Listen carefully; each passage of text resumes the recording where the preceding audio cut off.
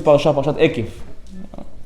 This week's Parashat starts, והיה עקב תשמעון את המשפטים האלה ושמרתם ועשיתם אותם ושמר השם אלוקיך לך את הברית ואת החסד אשר נשבע לאבותיך. Starts off very simply saying, and it will be that the reward will be when you hearken, when you listen to the ordinances, to observe and perform them. Hashem your God will safeguard you from the covenant and the kindness that he swore to your forefathers. And don't worry, we're going to get into this a little bit deeper. But one of the famous questions that come up in this week's parasha, anyone who knows a little bit of Hebrew, the word Eikev literally means heel. So there's three different ways to explain the pirush, the explanation. So according to Onkelos and Rav Sadia Gaon, they say it's a reward. That when a person listens to whatever Hashem has to tell them, all these ordinances, all these things, then Hashem gives them the reward. What's the reward? So on and so forth. We'll talk about it a little bit later. Baruch Hashem, a beautiful reward. That's what the Onkelos explains. However, the Ramban explains it means because. Because you listen to all of this, then you'll get all of this, right? However, Rashi, he brings a midrash in Tanchuma. Now this midrash, what does it say? It says, why does the parasha use the word Eikev? To teach you, it's talking specifically at one thing. What's it talking about? The heel. What heel? The mitzvot that a person pushes off with his heels. The things that a person have, the commandments that a person is, quickly brushes it off with his heel. He doesn't think about them so much. He's like, quickly just, you know what I'm talking about? I'm not going to wake up today. Things that it's not a big deal. So what? Overlooks them. So really, the Bartenura, one of the commentaries on the Torah, he asks a question on Rashi. He says, I don't understand. Why didn't Rashi explain it like the Ramban? Why didn't he explain it the same way? Because. Why did he go so far out of his way? Heel, everything you throw off your heel, that's the reward you get for the mitzvot that you take lightly. What's going on over here? He explains, I'll give you a further proof. There's a pasuk in Bereshit, in the first book. And what did it say? That when Yitzchak, Avram's son, was in Avimelech over there in Gerar, Hashem told him, don't leave this land. And I will bless you, and I will make your children numerous, and so on and so forth. And all these beautiful blessings, he tells him. Why? Eikev asher shama Avraham bekoli. Because your father, Abraham, he listened to my voice. Says about the no, I don't understand. Why is Rashi going so far out of his way? We have another pasuk in the Torah that says Eikev, and it means because. So what should it mean? Because. So he says, I give two answers. Two beautiful answers. We should know, we spoke about it in the past. Remember, if anyone remembers Parah Duma, we spoke about the red heifer. We spoke there's three types of sins. There's remembrances, Shamor the Shabbat, keep the Shabbat as a remembrance for what happened, Sukkot, Pesach, so on and so forth. There's something called Chukim, which are the things that are beyond our logic. We spoke about that in depth in previous Yurim. And there's something called Mishpatim. Mishpatim are like civil laws. What does it mean? Laws between a man and his fellow. Don't steal, Don't run the red light, Don't go 36 on the traffic light, because if you go 36, you get a ticket. All the things that have to do with civil law. Every civil law has to do with Mishpatim. Explains about the Nura, also the Rambam brings it down. That Mishpatim, when it comes to monetary laws, people take it very lightly. When it comes to their friends, when it comes to $1 here or $1 there, or they go to the store, they go into the, they go into the shopping center, they go into the mall, he's carrying a coffee, he drops from the coffee onto the pants, he says, what's the big deal, keeps on going. Or he gets a stain. He doesn't think to himself, wait a minute, maybe I have to pay for the stain, maybe I have to fix it. Or he takes $1 from his friend, or his friend gives him a loan, I'll pay you back, and he makes him wait. All these things, there's something that a person can take very lightly. Everyone agrees with me? Certain times, or what happened, what's the classic case? Your friend tells you, I'm going to go to the store, I'm going to buy you something, I'm going to buy you a Snapple, buy you a bag of chips, $5.49. So you send him $6. What about the other 51 cents? It's in limbo. Nobody knows whose money it is. Is it mine? Is it yours? I sent you $6, you paid $5.49. What's the $51? What's going on with the $51? 51 cents. 51 cents, Mechila, 51 cents. What's going on with that? The tip? Is it allowed tip? No, it's not. So it's a question. We see certain things a person takes very lightly. This is the first answer the Baal Tenua says. However, if we look into the blessings that Hashem says, what is the first blessing he says? Va'evcha. The first blessing that it says, if you're going to listen to Hashem, what he tells you? I will love you. I will love you. If you ask me, it's the most beautiful blessing in the whole entire world. Imagine the creator of the world is coming down to you right now and telling you, I love you. Anything else you need? If Hashem came to me right now from Shamayim, told me and said, Moor, I love you, I tell him, okay, I'm ready to go. It's done. I did my job over here. It's the most beautiful blessing. It doesn't stop over there. What does it say? Hashem will love you. He'll bless you. He'll multiply you. He'll bring you children. There won't be any barren in your field, in your crop, in your family. There won't be any barren men, any barren women. Everyone will have all the blessing in the whole entire world. Explains the Bartanua, Ahavat Hashem va'evcha, the blessing that Hashem is going to love you. And we say this, anyone who has the minhag after Motzei Shabbat to do all the special psukim, all the extra additives for blessing, we say this exact thing. And the first thing he says that Hashem loves you. He says the Bartanua that for Hashem to love you is such an amazing blessing. Such an amazing blessing. He says, then I think the answer is like this.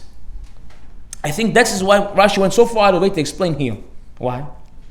Hashem, we know, how does he operate with the world? Midah keneged midah, measure for measure. He says very beautifully that when a person is meticulous with the laws of Hashem, so much so that even the small things, the insignificant things, the things that take no effort, the things that are 1, 2, 3 that he tends to forget about, when he's meticulous in those things, Hashem says, then I'll be meticulous with you. When you come to pray for me, sometimes people forget, as the Gemara says, there was 3 people in the history who prayed to Hashem, they didn't pray to Hashem properly. They asked incorrectly, and Hashem, 2 of them answered incorrectly, and 1 of them answered correctly. What does it mean? When you come to pray to Hashem, sometimes you don't know how to pray, we don't know what to ask, we don't know what to tell Hashem. Hashem, give me a zivug, give me my life partner. And then he gives you, why, the worst person in the world. And then you ask Hashem, wait a minute, I asked you for my zivug, I asked you for my husband, I asked you for my wife, you gave me hell. Halav ne'emar, lo over ginon pa'amayim. And this person says, doesn't go for hell twice. What is this? I suffered all this life, 70 years. This is the zivug you give me? Hashem tells you, look, you didn't specify. Hey, you came, you told me I want a partner, I gave you a partner. You didn't tell me which one you wanted. So sometimes he gives you exactly what you ask for. One time there was a case, and the Gemara also brings it down, that a person went out to war. He says, if I win this war, the first thing that comes to greet me when I come into my city, I'll bring it to you as a korban. Who was the first person to come to meet him? His daughter. Oh, now what? I'll bring it to you as a sacrifice. Now what? A person needs to know how to pray to Hashem. But listen to this. What does it mean to be meticulous with Hashem? There's a concept in Judaism of tzidkut, of being a tzaddik, a righteous person who does everything to the letter of the law. Hashem says, you do this, you do. It's something called chasidut, which is above the letter of the law. When you go above and beyond. What does it mean? There's certain times when the halakha doesn't require you to do something. It's chasidut. For example, sometimes they call the rabbi and say, Rabbi, am I allowed to do X, Y, and Z? It's mutar wasu. It's mutar wasu. You tell him it's allowed. I tell you, out of 10 phone calls you'll get, maybe 2. If you're lucky, the follow-up question will be, but should I do it? Other people, it's allowed? Okay, hang up the phone and they go home. Other people, but should I do it? But should I do it? It's something called hashkafa. You know hashkafa? There's 2 things in life. There's halakha and hashkafa. Halakha is it allowed or is not allowed? Yes or no? Hashkafa, it's called your thinking, your ideologies, the way you move in your life. People don't realize, this is also something you have to call the rabbi for, something you have to call and you have to ask. People don't realize how many things you have to call and to ask. Almost everything you need to call and ask. You went to the store, Joseph Dream Burger, 12 o'clock at night, you're in between the steak and the chicken, you call the rabbi, steak or chicken? No, don't over exaggerate. But at the end of the day, we see that a person needs to call for the little things that he doesn't even realize he has to call for. Rabbi, I have right now, my boss offered me a job, but I have another offer from another company, where should I go? Rabbi, they offered me to do a job in some other place right now, but if I go there, I'm going to see things I shouldn't see. Should I take the job or should I not take the job? I mean, one time during the pandemic, not to bring up those times, during the lockdown, right? We used to learn, I hope everything's well over there. What happened? We used to do learning on Zoom at those times, on Zoom calls. So I remember one guy at that time, he was working construction. He was a Kohen. And he asked, he says, I'm a Kohen, am I allowed to go do a job in the hospital? He says, why? He says, because they have the morgue downstairs. Back, forth. But who would think in their mind to call and ask this question? Any Kohen is thinking to himself, can I fly in this airline? Can I not fly in this airline? Certain things, the person that this person forgets about them. Hashem says, if you're meticulous with me, if you go out of your way for me, I'll go out of my way for you. You prayed to me, you didn't ask for something, I'll give it to you. You say, give me a zivug. You didn't tell me you want a zivug, a good one, a husband who cares about you, a wife who will take care of you, who's nurturing, who's caring. You didn't ask for any of those things. You didn't specify. And even still, I'll fill in the blanks. You know why? Because you fill in the blanks. There's times when I ask you, and there's times when you go above and beyond. Sometimes I like to give this parable. Your father calls you, tells you, look, I need you to go to the store, I need you to go to the gas station or whatever, I need you to fill up gas in my car. Now you get into the car, you see the tire pressure is low. The car's driving like this. One guy, what is he going to do? Abba said, fill up the gas. Where is he going to go? To the gas station, fill up the gas, and drive back home in the lowrider, until he parks in the driveway, parks, and goes into the house. The next morning, Abba comes into the car, he sees the gas tank is full, the car is still... Another person, he loves his father.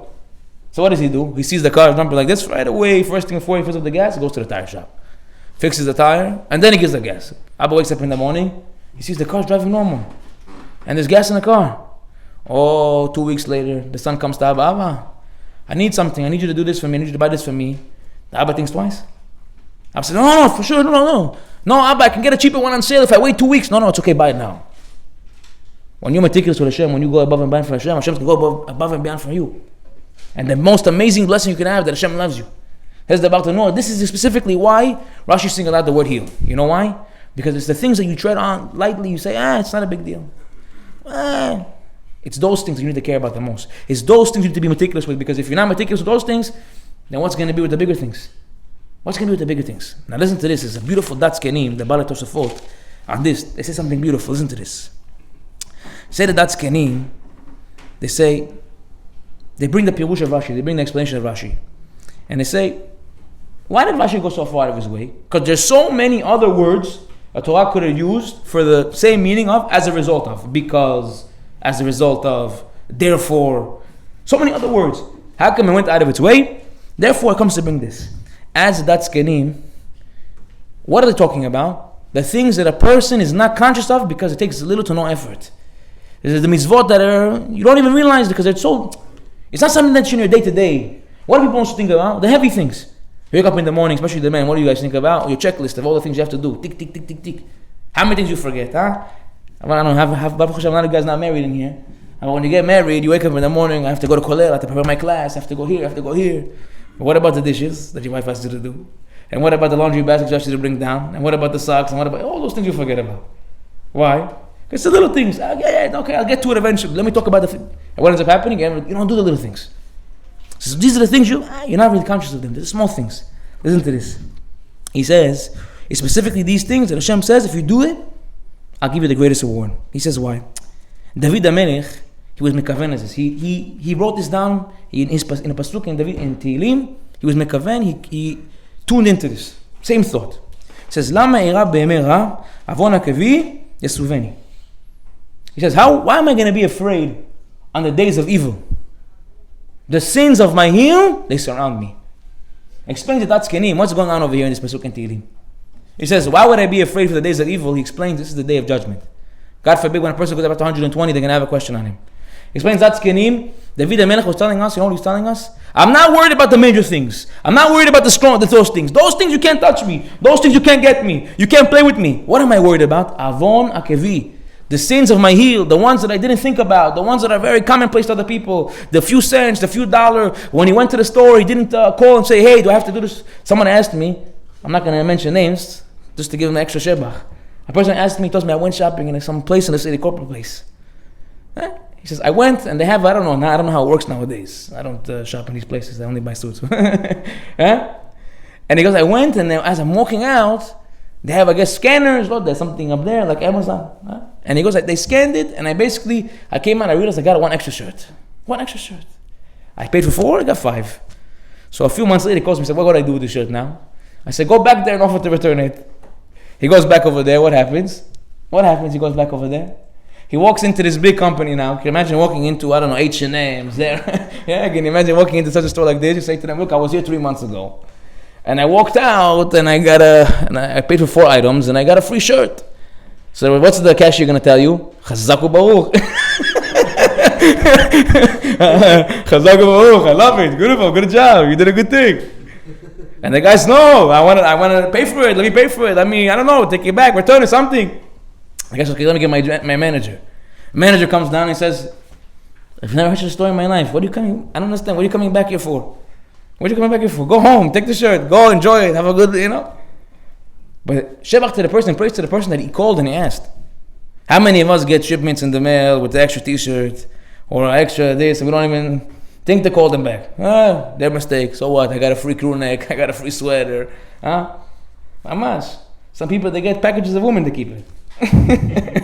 He's a man, he gets packages of women. He says, you know what? I'll keep it. I'll sell it on eBay. How much?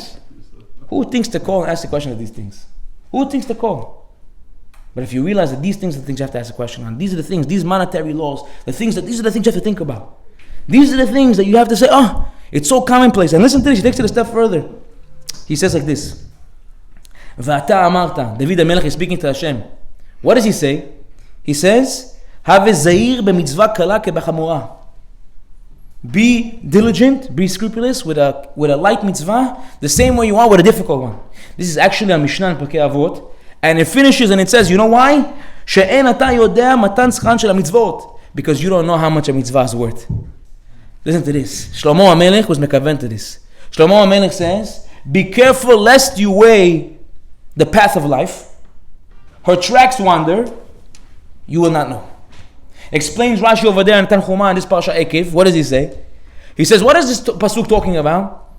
He says, be careful that you're not going to come and weigh life and say what's valuable, what's not valuable. Why? Because the ways of life, they wander. You don't know the true value. You will not know. Explains Rashi, Hashem didn't tell us the reward from mitzvot. He didn't tell us how much each one is worth. You put on tefillin in the morning, you know how much money you're getting? You don't know. Anybody knows what a mitzvah is worth? You come to Shur Torah, every minute of Torah, you heard, you know what it's worth?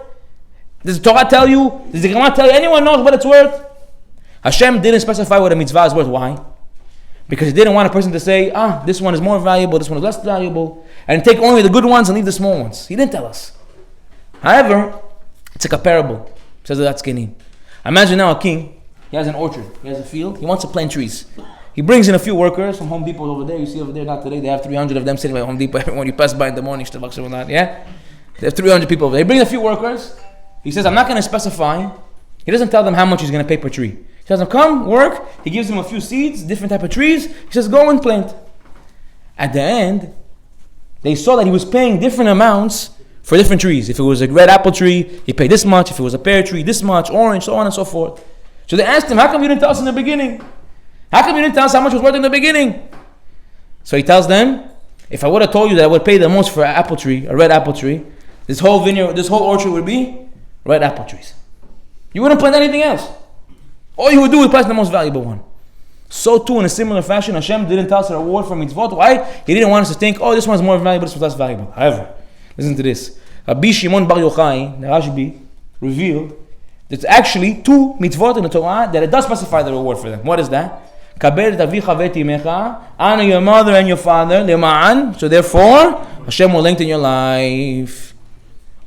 We have one, Hashem tells you what it is. There's also another one. What is it? Shluch haken. What's shluch haken? That if you want to take the nestlings from underneath the mother nest, you have to send her away.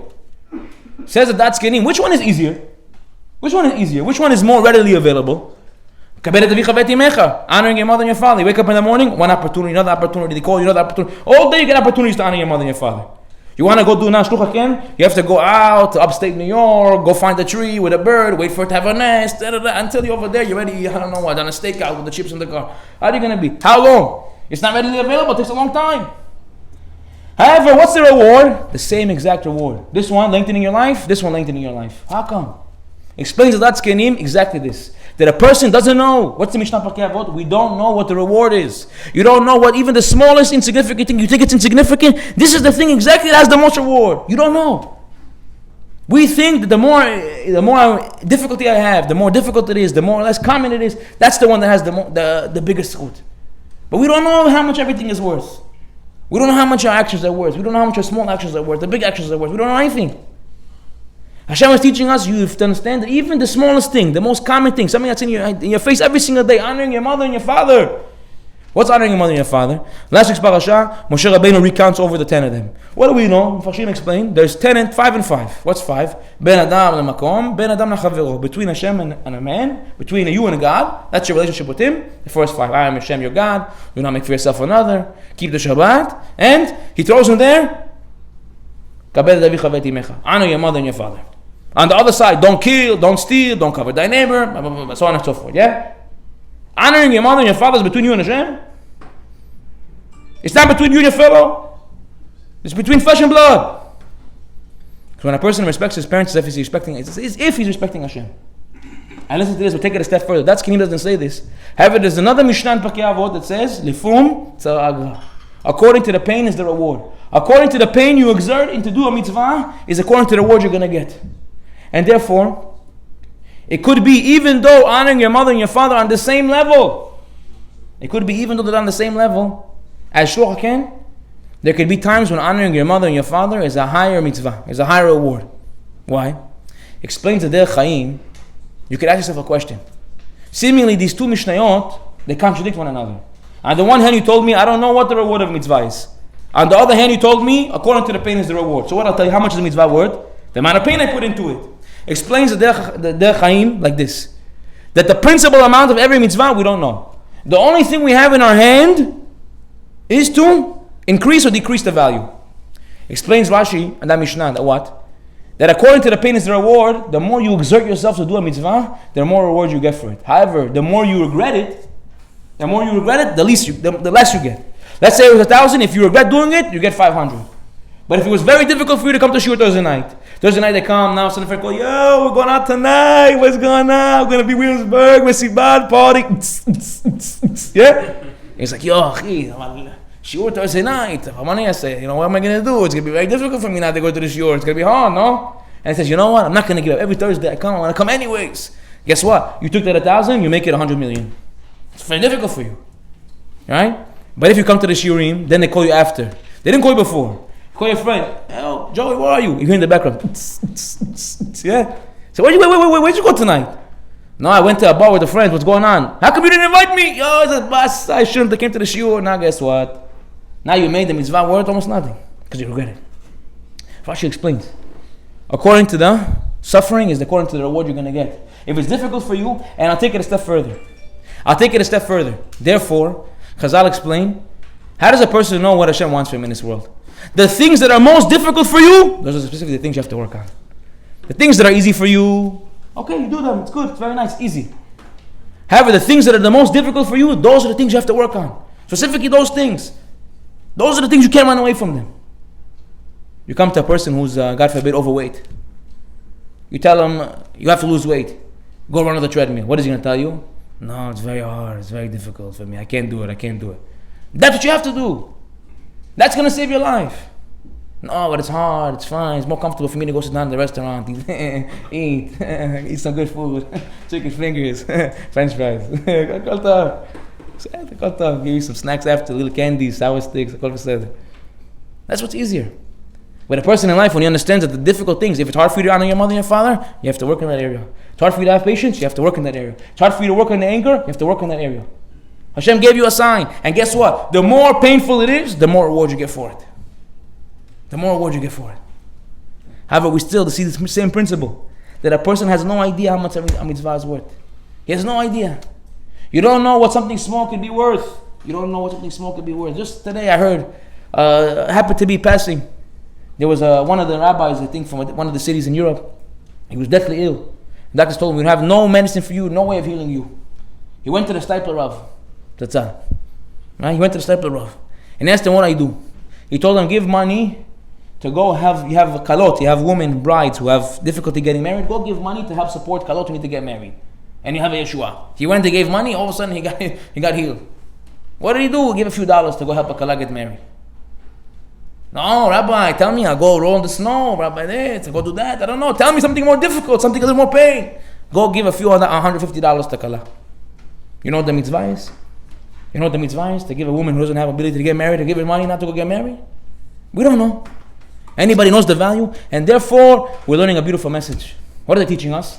Don't be mezalzel, don't degrade, don't think anything is under your feet because you don't know what anything is worth. You don't have any idea what anything is worth. The smallest, most insignificant thing, the thing that's most readily in your hands can be the most valuable thing in the world. Coming to Yeshua Thursday night, sitting down, there's, Torah, Talmud Torah kineged kulam. Hashem just teaches that Torah is against all the other mitzvot. The reward for it is all. Coming to Yeshua Torah, sitting down for 45 minutes, how much energy you have to exert? You sit over here, you sit down, you listen, Kol Tov Yafeh, Baruch Hashem on Thursday nights, you get good food, also on Tuesday. We have food, Baruch Hashem, you come, you drink. How much energy you have to exert? The most energy you exert is taking the fork from your hand from the plate to your mouth. And right now, you're getting the most schlag than anything else you could do in the whole entire world. Right now. And it's very little effort. Don't be quick to mezazel the things that don't have no effort. Don't think that, this, that. Understand that we have no concept. We have no idea what something is worth. We have no idea what something is worth. And we cannot be so quick to discount it. No, this, that. You never know. Every little action. And I take it a step further. It says like this.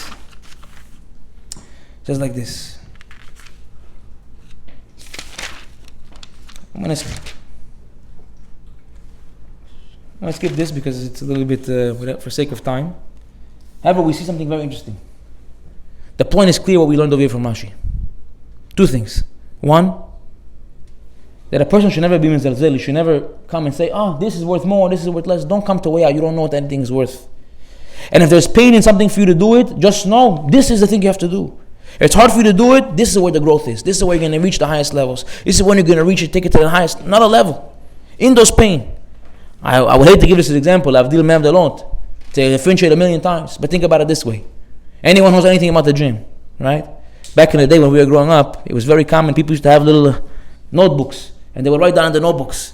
Back, 12.5.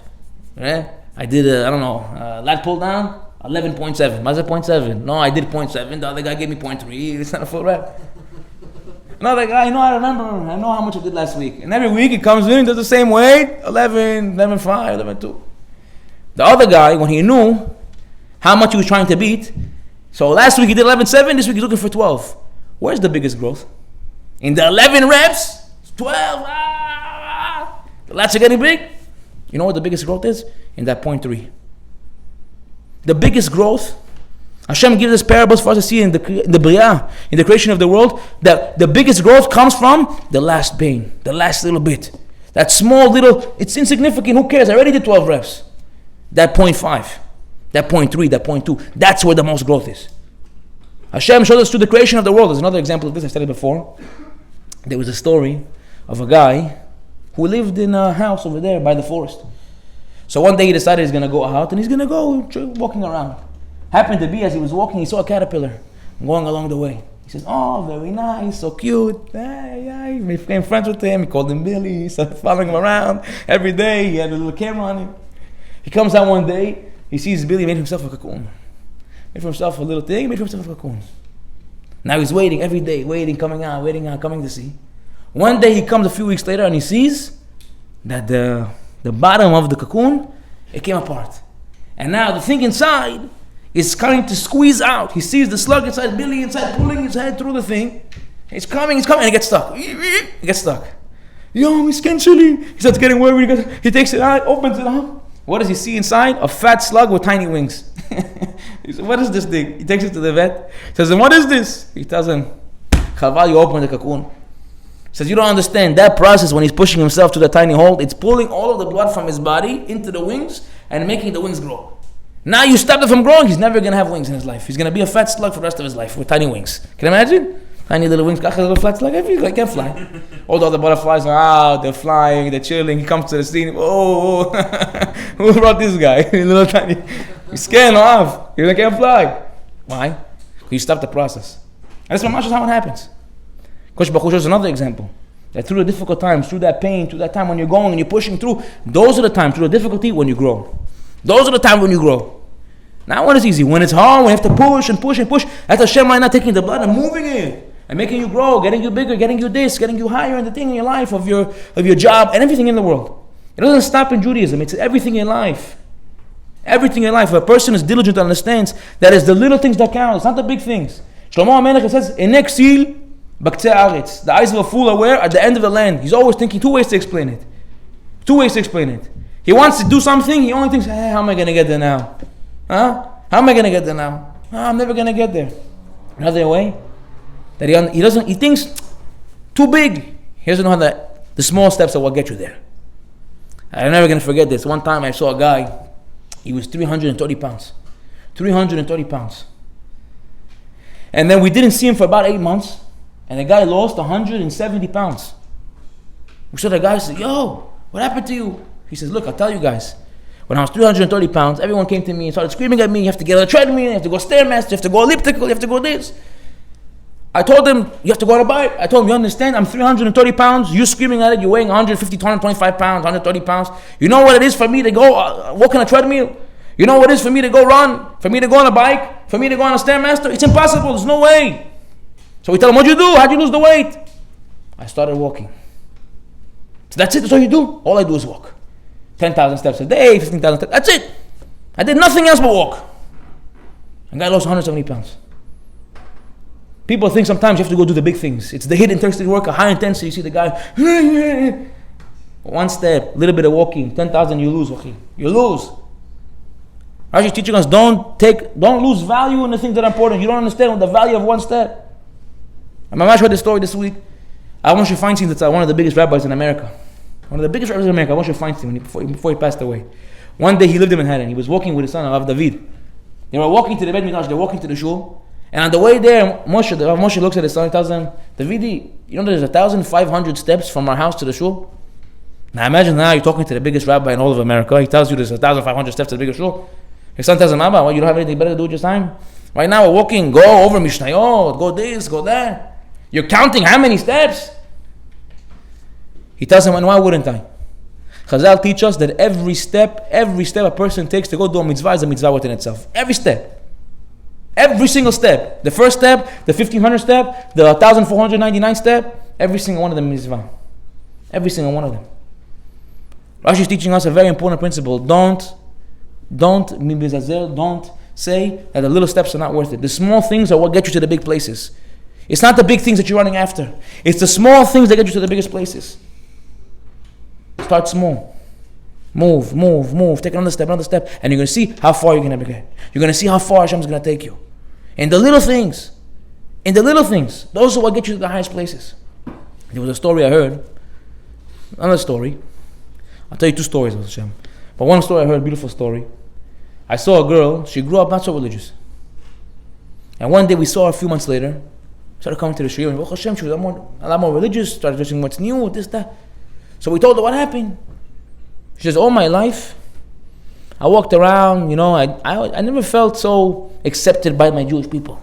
I dressed differently. When I would see the religious people, they did that. One day I went to the park, and a Haredi woman, a religious woman, full on, the whole 9 yards, she smiled at me and waved. Smiled at me and waved. I felt like I was accepted, and I said, you know what? I'm going to go. I'm going to start. And she started becoming more and more religious. What did she get? A smile and a wave. A smile and a wave. What did the woman do? She smiled and she waved at her. Something so small. Just tell somebody, hi, how you doing? Give them a smile. Look how far it could take a person. Another story I'll tell you. There was 4 partners. They opened up a business. And Baruch Hashem, like all businesses in the beginning, they do very, very well. What ends up happening is that you get into a place when you have a lot of debt. They ordered a lot of merchandise from their wholesaler on credit, thinking that it would sell. And what happened? Unfortunately, that season was slow. They couldn't sell the merchandise, and they were stuck with it. Now the wholesalers came back to them and said, look, we need to get our payments. What's going on? We're gonna go after you in the courts. We'll sue you, so on and so forth. So what are we going to do? We have no choice. They got together in the car. They started driving. They went to the bank. They told the person in the bank, we're looking for a loan. They went, they valued the paperwork, achnasot, revenue, expenses, so on and so forth, net, gross. And then they told them, denied, sorry, cannot give you a loan.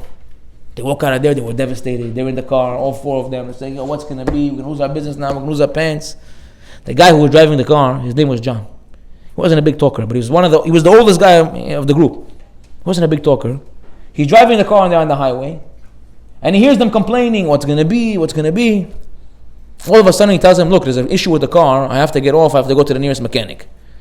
Now the people sitting in the car are saying the car is driving just fine. Yeah?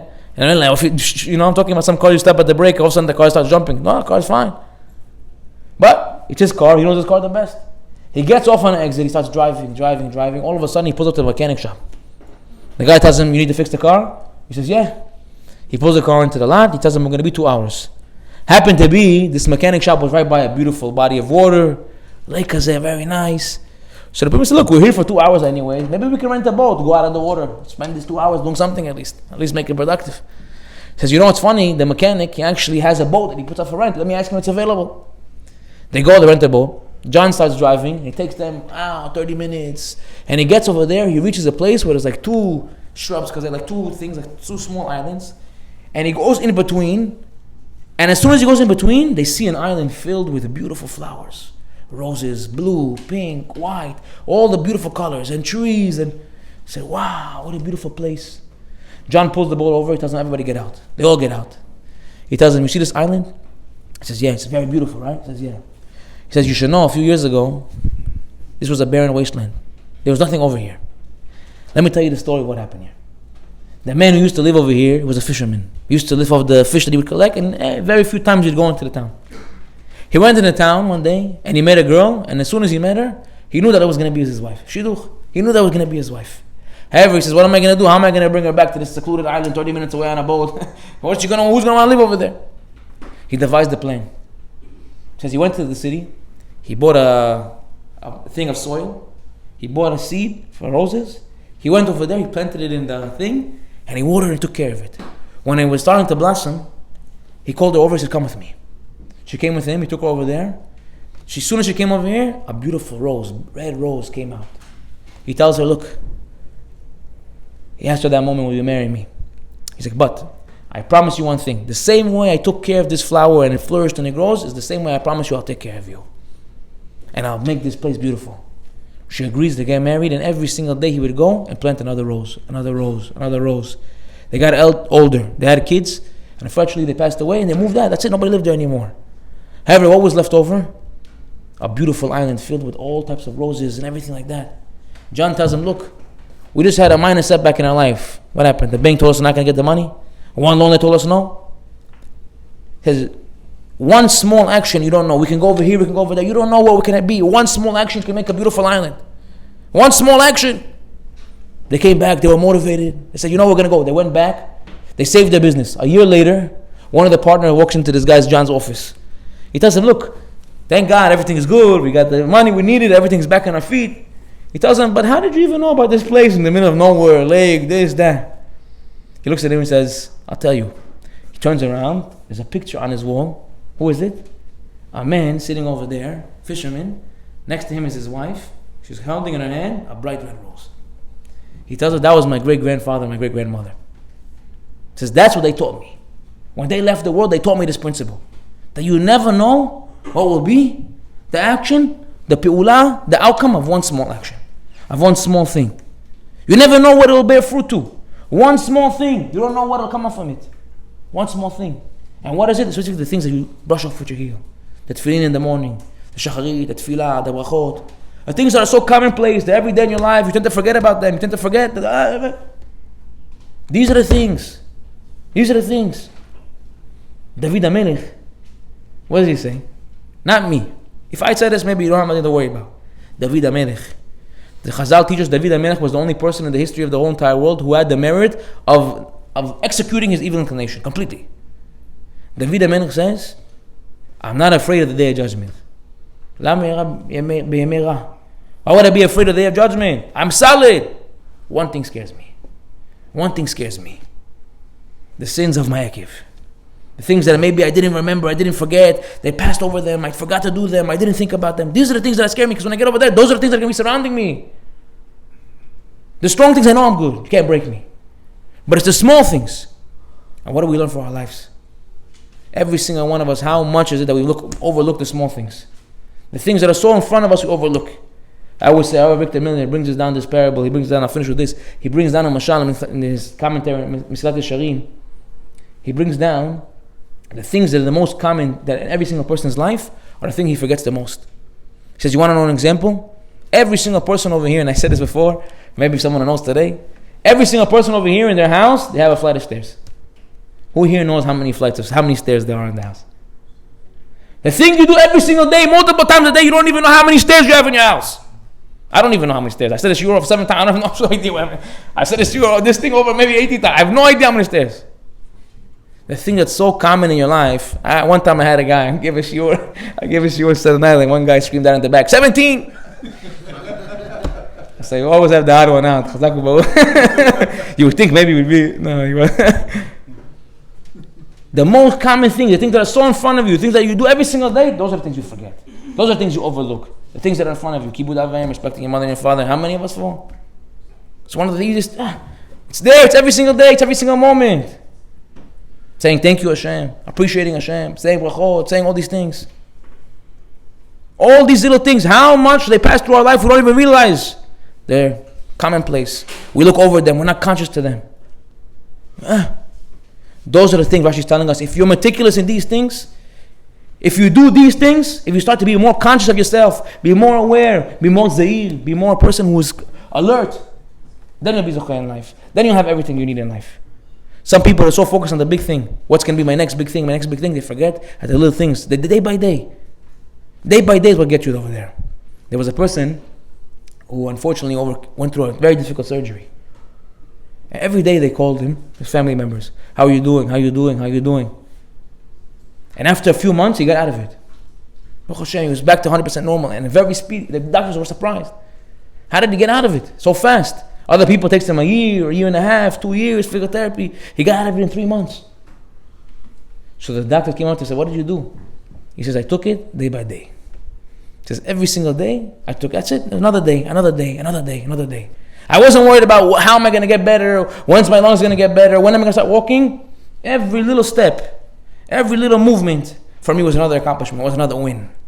And every day I fought for that. Another accomplishment, the little things. He wasn't focused on when am I going to get up, when am I going to be healthy, when am I going to get back to 100%. No. I went from 30-31, it's great. 30-32, the small things. When you invest into those things, that's when you have everything in the world. That's when Hashem gives you v'evcha, and I love you, and I'll bless you, and I'll this. Everything you can be zocheh, just being a little bit more alert, being more aware in everything you do, in everything you do in your life. Take a step back, look, wait a minute, am I missing something? Did I overlook something? And when you're meticulous with Hashem, Hashem will be meticulous with you. We will all be zocheh to not overlook the little things. And not married, we will be zocheh to bring Mashiach Tzidkim. Amen.